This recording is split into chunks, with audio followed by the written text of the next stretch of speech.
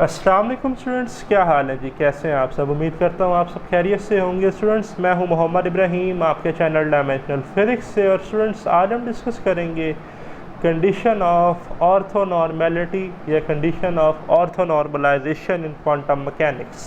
Students, इससे previous video lecture में हमने प्रोबेबिलिटी और कंडीशन ऑफ नॉर्मलाइजेशन और ऑर्थोगोनैलिटी को डिस्कस किया। कंडीशन ऑफ ऑर्थोगोनैलिटी ये थी कि अगर probability of finding particle minimum हो तो हम प्रोबेबिलिटी को ज़ीरो लेते थे। Integral minus infinity to plus infinity psi R T mod square D Z zero होता था।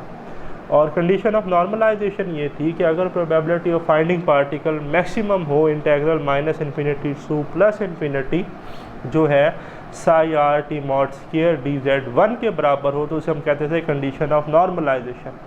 बट अगर हम इन दोनों कंडीशन को कोरिलेट कर दें, आपस में मिला दें, कंडीशन ऑफ नॉर्मलाइजेशन और ऑर्थोगोनैलिटी को, तो फिर ये कहलाती है कंडीशन ऑफ ऑर्थोनॉर्मेलिटी या कंडीशन ऑफ ऑर्थोनॉर्मलाइजेशन।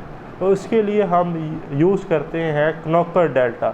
तो देखें, condition of orthonormalization, the condition of normalization and orthogonality is correlated by Kronecker delta, Kronecker M N.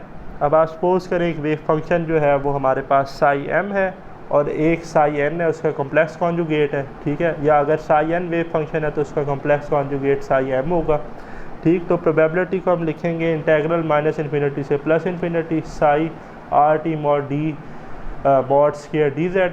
तो इसको हम लेट कर लेंगे is equal to Kronecker M N, ठीक है।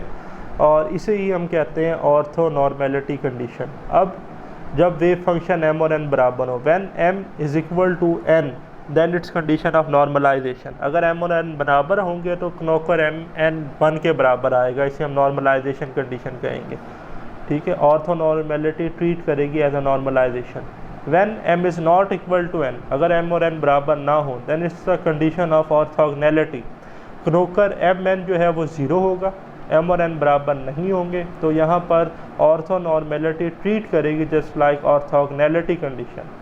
तो this correlate condition of normalization and orthogonality is called orthonormalization और orthonormality, ठीक है। तो ये था हमारा वीडियो लेक्चर। जल्द मिलते हैं नेक्स्ट वीडियो के साथ। अल्लाह हाफिज़।